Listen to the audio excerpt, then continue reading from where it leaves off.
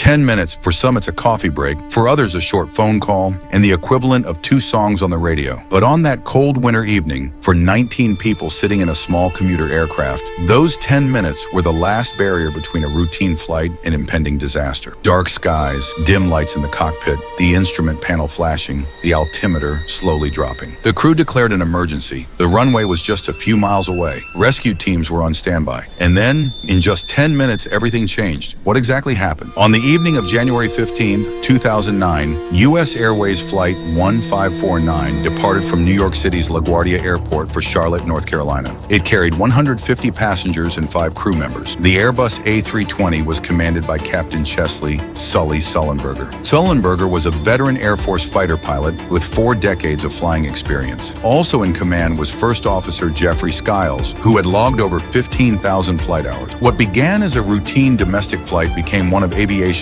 largest emergencies within 3 minutes of takeoff. This story is important because it shows how, when technology fails, human judgment, training, and split-second decisions can make the difference between tragedy and survival. This sparked a worldwide debate about bird strike prevention, pilot training protocols, and what we expect from those who risk our lives at 3,000 feet. Flight 1549 departed from LaGuardia's Gate 13 at 3:03 p.m. Eastern Time. It was a clear, cool afternoon with temperatures around 20 degrees Fahrenheit. Map animation shows LaGuardia Airport, departure runway 4, with a flight path overlay. The aircraft taxied normally, and air control cleared the crew for takeoff at 3:24:54 p.m. First Officer Skiles was at the controls for this leg, a standard practice in circuit aviation where pilots alternate flying duties. The Airbus A320 rolled off runway 4 and began its initial approach over the Bronx, retracting its landing gear and flap as per standard departure procedure. At exactly 3:27:11 p.m., as the aircraft passed 2,818 feet, Captain Sullenberger observed the bird at the 11 o'clock position. National Transportation Safety Board Cockpit Voyage Recorder Transcript, released June 2009. 2 seconds later, the Cockpit Voyage Recorder recorded several impact sounds, which investigators described as impacts from the fuselage and engine. Both CFM 56-5 B4 engines simultaneously consumed several Canada geese. Each bird weighed between 8 and 18 pounds, and they became entangled in the fan blades, which were rotating thousands of times per minute. Within seconds, both engines lost power, a failure mode so rare that most pilots will never experience it in their entire career. At 3:27:15 p.m., just 4 seconds after impact, the cockpit recorder recorded Captain Sullenberger saying, "Bird." At 3:27:18, he said, "Uh-oh." First Officer Skiles immediately attempted to restart the engine, following a dual engine failure checklist memorized from years of simulator training. At 3:27:23 p.m., the first restart attempt began. Captain Sullenberger took control of the aircraft and announced, "My aircraft," a formal transfer of command authority. The Airbus A320, now a 160,000-pound glider, began losing altitude at about 1,000 feet per minute while traveling at 185 knots over one of North America's most densely populated areas. At 3:27:32, New York TRACON controller Patrick Harton received Sullenberger's transmission. "Mayday, Mayday, Mayday. This is Cactus 1539. Bird strike.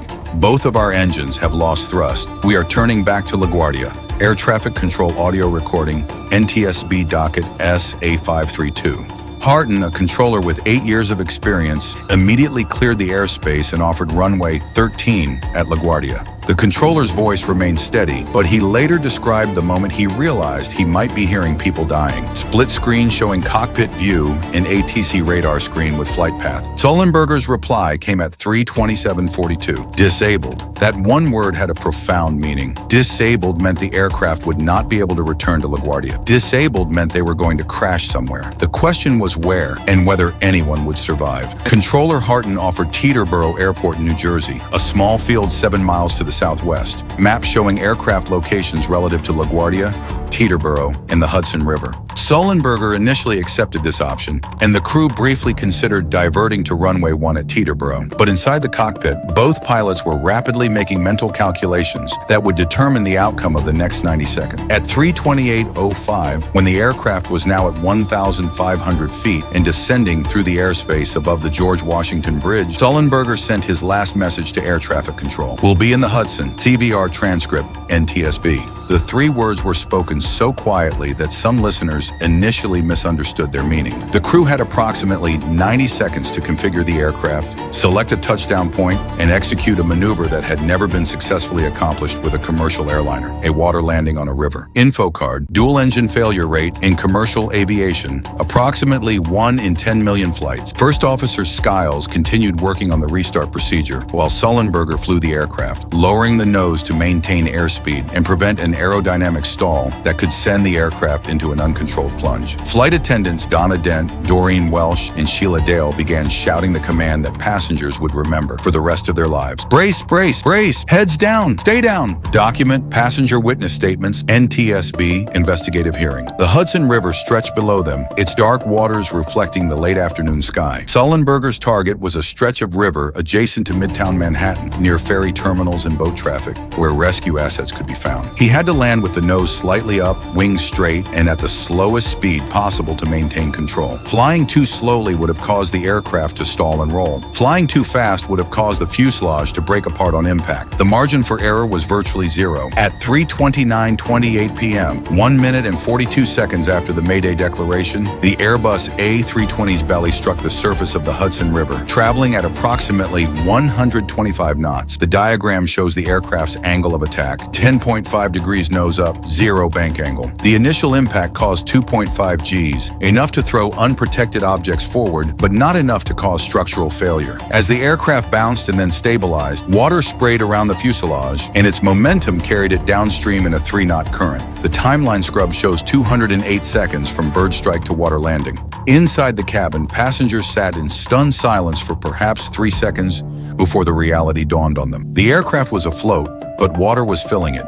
The rear exit doors, now below the waterline, could not be opened without flooding the cabin. Flight attendants directed passengers toward the overwing exits and front doors and began evacuating them, a procedure practiced countless times in training, but rarely performed in a real emergency. Captain Sullenberger walked through the cabin twice, checking every line, every overhead bin, every restroom to make sure no one was trapped inside. Crew debriefing statements, NTSB. His voice remained calm as he told passengers to go to the wings. This is the captain speaking. Evacuate the aircraft. Go to the wings. Stay calm. The water was 36 degrees Fahrenheit, cold enough to cause motor failure in 10 minutes and hypothermia in 30. NY waterway ferry boats, Circle Line sightseeing vessels, and FDNY marine units converge on the aircraft, swarming from multiple directions. Lower third, 3:31 p.m., first rescue boat arrives. Captain Vincent Lombardi of the ferry, Thomas Jefferson, stopped near the right wing, where passengers were standing in knee-deep water. His crew donned life jackets and helped pull people aboard. Other boats took positions around the aircraft, forming a rescue flotilla that would retrieve all 155 people in less than 20 minutes. The aircraft remained afloat for about 5 minutes, then began to sink, its rear cargo hold weakening, and the forward compartments filled with water faster than the forward compartments. Passengers clung to inflatable emergency slides that had been installed as flotation devices, although the freezing water was already causing shivering and confusion. 2 passengers suffered serious injuries and 78 others suffered minor injuries, primarily from the force of the impact and exposure to the cold water. NTSB injury, summary report, docket SA532. At 3:55 p.m., 26 minutes after touchdown, Captain Sullenberger was the last person to disembark. This video is created